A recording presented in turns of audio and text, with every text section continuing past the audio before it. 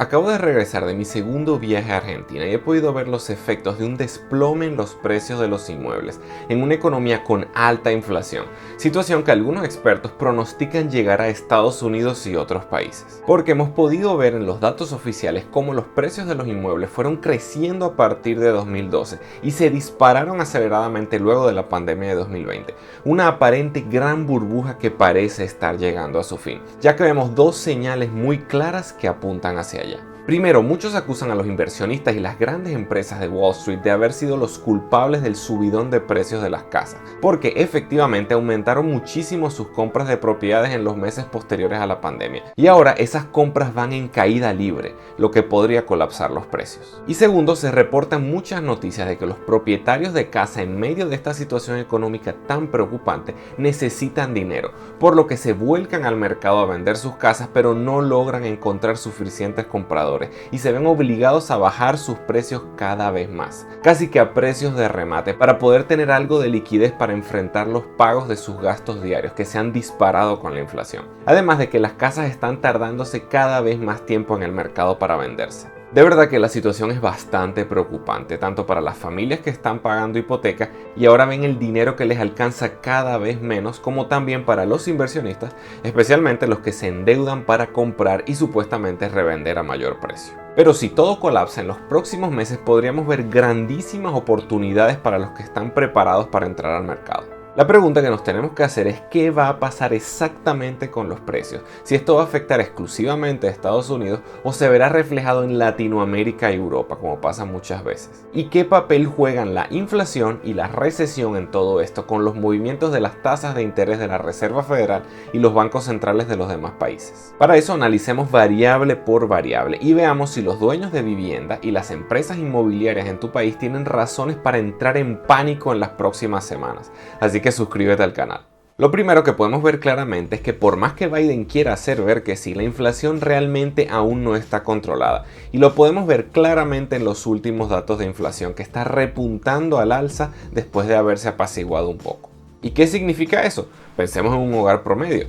Una familia puede estar ganando $5,000 mensuales y de esos $5,000 supongamos que está usando $2,000 para pagar los gastos de su hipoteca, impuestos, seguro, etcétera, etcétera. Y le quedan $3,000 para vivir. ¿Qué hace la inflación? Pues que según los datos disponibles ya desde mediados del año pasado se hablaba de que los costos mensuales de las familias se habían aumentado en casi $350 mensuales. Y si lo actualizamos podríamos estar hablando de unos $500 extra todos los meses. Claro, uno pudiera pensar que a pesar de las subidas de las tasas de interés las familias están tranquilas, porque más del 60% de las personas en Estados Unidos son propietarias de su vivienda, pero casi todos con un tremendo crédito hipotecario, solo que la grandísima parte de esos créditos son de tasa de interés fija, muy baja, por lo que no estarían dispuestos a vender su casa y perder el beneficio de esas cuotas bajas. Así que por ahí todo parece estar bien. Fíjate en el gráfico que casi el 90% de las personas tiene una tasa de interés fija, por lo que una subida en las tasas de interés del mercado no sube su cuota mensual. Aunque mira lo que vemos en los últimos meses, muchos de los nuevos compradores están prefiriendo la tasa variable, porque resulta efectivamente más atractivo, pero tienen que tener mucho cuidado porque esto se puede salir de control rápidamente. Pero volvamos a nuestra familia promedio. ¿Qué pasó? Que independientemente de su hipoteca fija, estos $3,000 que gastaban se convirtieron en $3,500 gracias a la inflación. ¿Y de dónde van a sacar ese dinero? Pues aquí comienzan los graves problemas económicos de la recesión. La gente empieza a recortar gastos, las empresas hacen menos ventas, comienzan los despidos y se vuelve un círculo vicioso. A las personas el dinero ya no le alcanza porque sus gastos suben y su salario no sube a la misma medida que la inflación. Entonces colapsa su capacidad de ahorro y empiezan a endeudarse con unas tarjetas de crédito a tasas muy altas. Ahí en el gráfico tú puedes ver cómo ha venido colapsando el ahorro luego de que las personas se fueron gastando las ayudas que recibieron por la pandemia. Entonces de esos $5,000 que ganan, $2,000 son para pagar su casa, que es algo intocable, es el techo de su familia, pero los otros $3,000 se volvieron $3,500. ¿Y cómo van a cubrir los gastos de la casa cuando no tengan más por dónde recortar? Ahí vienen las tarjetas de crédito y comienzan las llamadas de los bancos, que saben lo que está pasando y te empiezan a incentivar a endeudarte con tasas excesivamente altas. Y para no tocar la casa, entonces las personas toman más y más préstamos. Para que te hagas una idea, la familia promedio en Estados Unidos está cargando sobre sus hombros con una deuda de $158.200. Por eso lo que se plantea es que no les va a quedar otra opción que vender esa casa, vender esa propiedad, porque ni siquiera la van a poder seguir pagando. Y si no consiguen quien se las compre, los bancos le van a empezar a quitar esas propiedades. Y esos son los argumentos principales para el inminente colapso. Que las grandes empresas están inundando el mercado con propiedades antes de que bajen más los precios y que las familias están llegando al límite. Pero veamos uno por uno qué dicen los datos reales exactamente.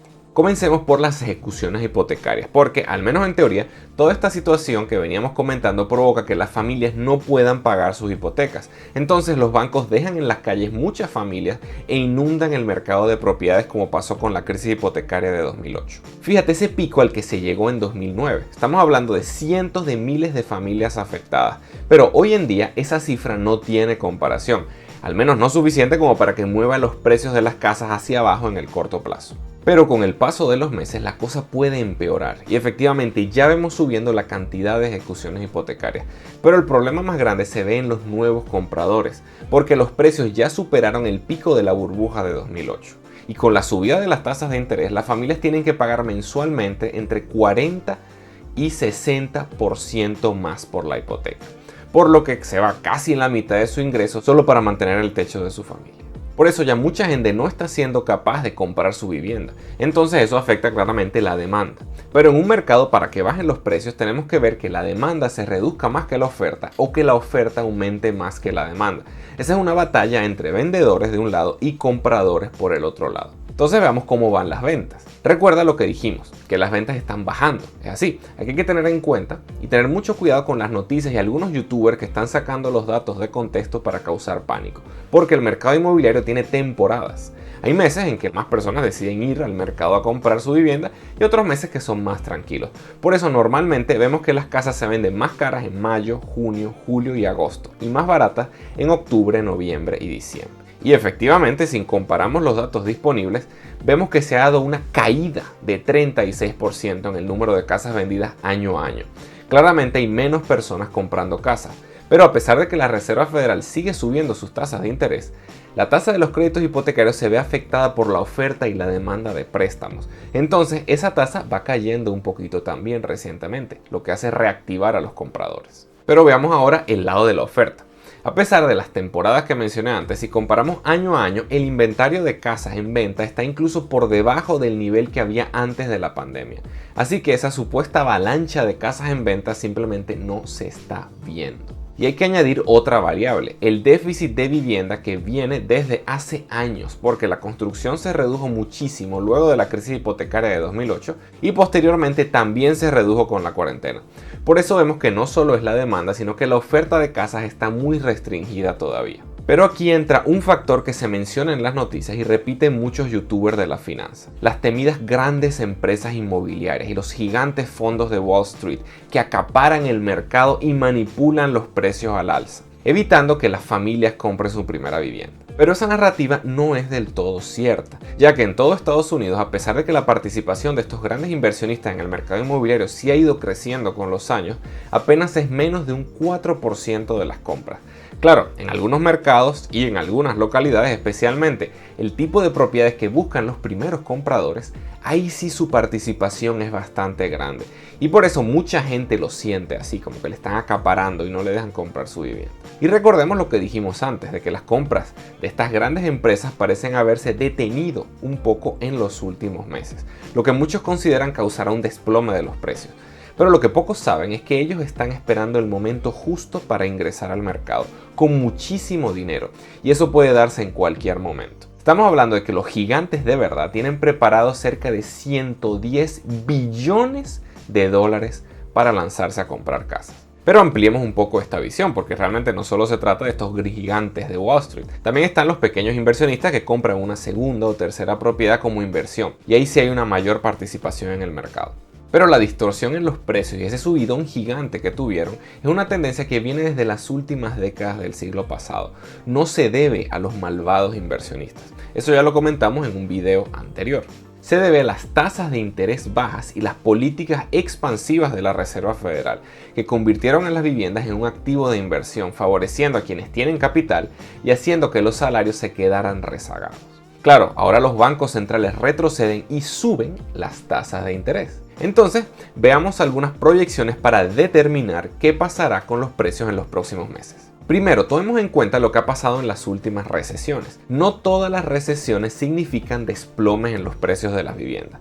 Lo que pasa es que tenemos muy fresca la debacle de 2008. Segundo, veamos las estimaciones de los especialistas. Yo inicialmente pensé que podríamos estar hablando de entre un 10 y un 15% de caída, pero las predicciones son tan diversas que va desde un 3% de subida hasta un 4% de bajada. Así que si nos llevamos de esto, los precios en promedio parece que se mantendrían planos. Pero eso es realmente falso. ¿Por qué? Porque a diferencia de la bolsa de valores en la que una acción de Amazon vale lo mismo y es igual en cualquier parte del mercado, cada casa es un activo individual y no hay un solo mercado inmobiliario, sino que hay distintos tipos de mercados y cada país y cada ciudad es distinta. Vamos a ver en este mapa unos datos que resultan muy interesantes.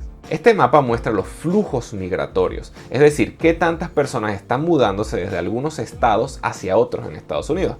Y claro, más gente implica más demanda de propiedades y menos gente implica menos demanda de propiedades. Entonces, esa proyección de que los precios se pueden mantener planos es solo un promedio, lo que quiere decir que en muchos estados los precios van a subir y en otros van a bajar, y puede que en gran cantidad. ¿Qué destaca aquí, por ejemplo? Bueno, que estamos viendo personas que se mueven desde California y Nueva York hacia Florida y Texas, por lo que es probable que los precios caigan en California, pero sigan subiendo en Florida. Aquí puedes ver las ciudades específicas y destaca Miami, donde suben los precios aún más. Y pronto voy a estar evaluando por allá, así que te voy a estar contando. Pero asimismo tienes que evaluar qué pasa en otros países. Particularmente yo destaco el caso de Ciudad de México, donde estuve hace poco porque los precios de las propiedades están subiendo bastante, impulsados también por la migración desde Estados Unidos.